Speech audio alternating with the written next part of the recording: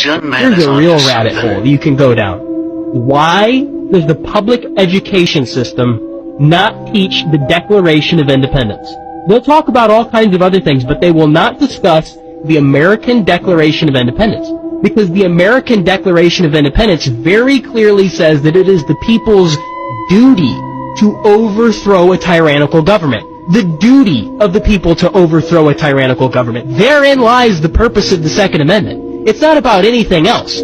Our Second Amendment is so that we can be well armed in the unlikely event that we ever have to 1776 again. Right? Our founding fathers had literally just fought a Revolutionary War. They understood the value of the people being well armed. In fact, little history note, the battles of Lexington and Concord that started the Revolutionary War, those were fought over munitions depots.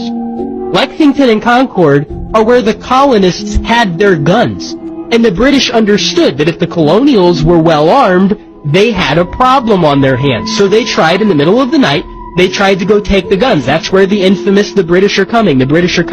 Because they had a system set up because they feared that the tyrants would come try to take their guns. Well, does that sound a little familiar? Does that sound like something that, I don't know, maybe we worry about today?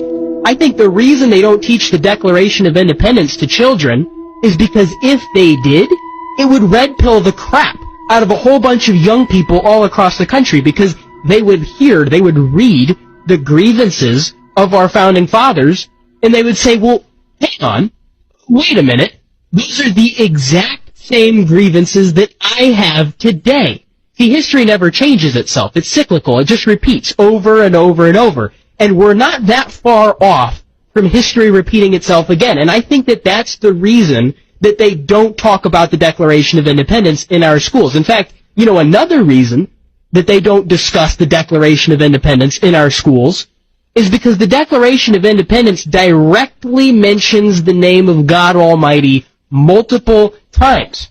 Right? It says that we understand that our rights are given to us by God and not government. Well, that was a very revolutionary sentence in and of itself. It was a very, very big deal, right? Whenever Thomas Jefferson wrote, "We hold these truths to be self-evident, that all men are endowed by their Creator with certain unalienable rights," if that sentence alone was thoroughly understood by all of the young people in America, we would have a generational switch like you've never seen before, because people would understand the principle